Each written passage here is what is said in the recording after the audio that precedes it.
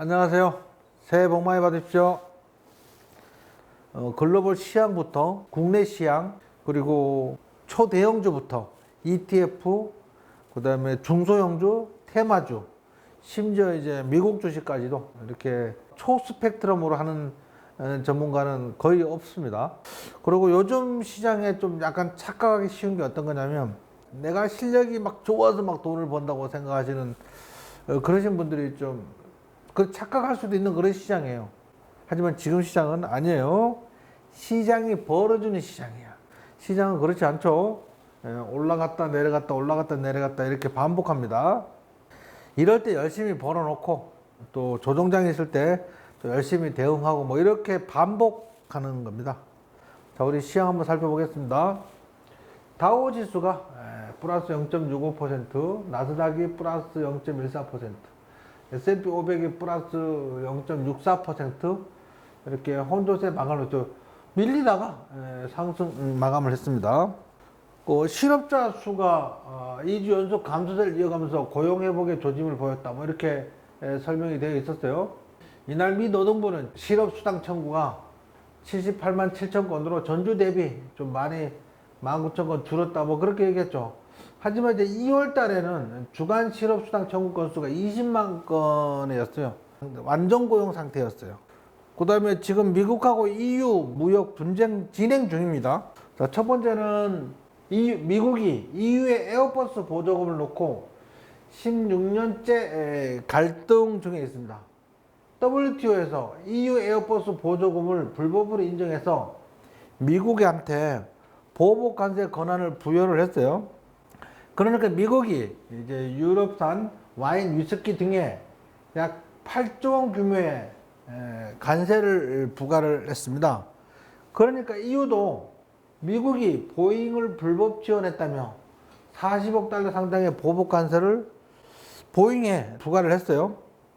그러고 나니까 프랑스가 아마존하고 페이스북에 디지털세를 부과를 한다고 한 거야. 그러면 미국에서는 유럽산 화장품, 핸드백 등 13억 달러 상당의 프랑스산 상품에 추가 관세를 부과한다고 했던 거죠.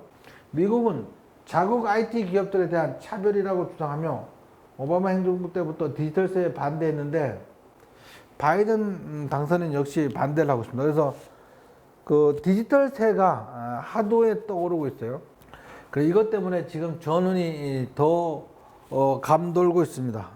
또 한 가지 새로운 게 나온 건 이제 뉴욕 증권거래소가 중국 3대 국유통신사의 주식 상장 폐지 절차에 착수를 했다 하면서 지난해 11월 트럼프 대통령이 중국군과 연계된 중국 기업의 미국인 투자를 금지하는 행정명령에 서명을 했었고, 그에 따라서 뉴욕 거래소는 31일 차이나텔레콤, 차이나모바일, 차이나 유니콤의 주식 상장 폐지 절차를 개시한다고 밝혔어요. 세 회사 주식은 오는 7일에서 11일 사이에 거래가 중단된다. 뉴욕 거래소는 행정명령에 따라 이들 주식 발행사는 더 이상 상장에는 적합하지 않다 이렇게 해서 미국에 상장된 중국 기업들을 상장 폐지를 하고 있어요.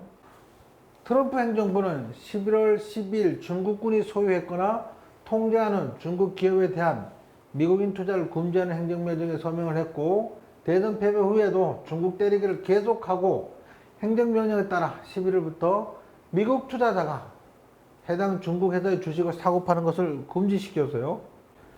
사실 중국은 말 그대로 공산당이 독재하는 국가입니다. 그래서 모든 게 국가 명령에 일사불란하게 움직이고 일사불란하게 움직이지 않으면 알리바바 조만간에 분해될 가능성이 많습니다.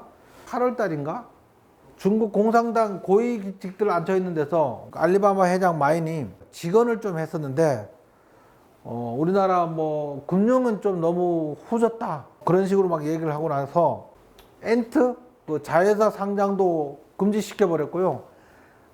마인 관련된 그 기업들에 대해서 아주 강압적인 그런 통제가 진행되고 있어요. 레임덕 트럼프의 막판 정책, 바이든 취임 이후 당일 올스톱. 임기 종료를 앞둔 행정부가 레임덕 기간인 막판 몇 달에 추진하는 정책을 미드나잇 레귤레이션이라고 한다. 흔히 임기 중 업적을 공고하기 위한 조처를 칭한다. 뭐 이렇게 얘기를 했었는데, 조 바이든 미국 대통령 당선인이 시행을 앞둔 트럼프 행정부의 막판 정책에 취임식 당일 제동을 걸 예정이다. 뭐 트럼프가 막판까지 목리를 부리고 막 난리를 치고 있죠. 행정명령도 막 내리고 있어요. 네, 막 내리고 있는데, 바이든이 취임하면 단기간에 스탑 시킨다는 거죠. 2021년 머니투데이에서 주식 원자재 더 달린다, 바이든 시대 금융시장 전망, 뭐 이렇게 해서 달러 약세는 이어진다. 달러 약세는 이어지겠죠. 왜? 대규모 재정 정책을 더 펼칠 거니까요. 그죠? 로이터는 최근 분석 기사를 통해 애널리스트 가운데 3분의 2 이상은 달러가 적어도 내년 중반까지는 계속 하락할 것으로 예상하고 있고, 이미 2020년 달러는 연준의 유동성 공급과 막대한 경기 부양책, 그에 따른 위험 선호도 확대 영향에 6% 넘게 떨어졌다. 그래서 뭐 달러가 한 5에서 10%가량 더 떨어질 거다. 바꿔 말하면 우리나라 환율이 좀 더 하락할 수도 있다. 뭐 이런 얘기가 되는 거죠. 기업 실적 반등에 힘입어 증시가 반등할 것으로 예상되는데, 일단은 백신 맞기 시작했잖아요. 그 올해는 경기가 굉장히 좋아질 가능성이 많습니다. 거기다가 바이든이 취임하면서 대규모 재정 정책을 펼칠 수밖에 없죠. 막 지금 고평가에 대해서 막 우려하는 목소리가 많이 나오거든요.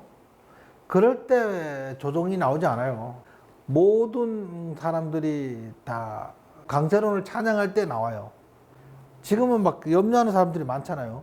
그러면 거기가 고점일 리가 없습니다. 역대적으로 그랬어요. 금리가 올라갈 때까지 증시는 상승할 가능성이 많습니다. 금리 인상할 때까지는. 지금은 금리를 낮추니까 돈이 오갈 데가 없어. 마이너스 금리야. 실질 금리 마이너스 금리 되니까 주식시장에 밖에 들어올 데가 없어요, 돈이. 2021년은 주식 투자자들에게 무척 좋은 한 해가 될 것 같다. 이건 뭐 제가 여러 번 말씀드렸던 얘기예요. 재정정책을 많이 펼칠 거잖아요, 바이든이요. 재정정책을 많이 펼칠 거면 채권을 발행을 많이 해야 돼. 대규모 재정정책 있죠? 예, 재정정책. 얘는 채권 발행이잖아. 채권 발행이 늘어나면 어떻게 돼요? 채권 발행이 늘어나면 금리를 올려야 되잖아요. 금리를 인상을, 채권 금리를 올려줘야 주식시장보다 매력적이라는 판단이 들어야지 국채를 살 거 아니에요. 그래서 한동안 채권 금리가 상승할 것 같다. 은행주들은 채권을, 미국 국채를 많이 보유하고 있거든요. 많이 보유하고 있기 때문에 채권 금리가 올라가면 은행주들은 좋은 흐름 나올 수도 있어요. 그 다음에 원자재 가격이 이제 많이 올라갈 거로 예상되는데, 그 이유는 뭐냐면 중국 경기가 좋아진다면, 세계 원자재를 가장 많이 사용하는 국가가 중국이에요. 원자재 가격은 달러 약세와 경제 회복에 힘입어 상승할 것으로 예상되는데, 최근 세계 최대 원자재 수입국인 중국이 경기 회복을 주도하면서 수혜가 기대되는데, 구리, 대두, 철강석, 원유, 금 등을 꼽기는 했는데, 금은 너무 많이 올랐죠. 그 다음에 돈들이 갈 데가 없으니까 어디로 가야 돼요? 이머징 국가로 가야 돼요. 미국 내에서 금리가 낮아지고 갈 데가 없잖아요. 그죠? 그러면 이머징 국가로 침투를 할 거란 말이야.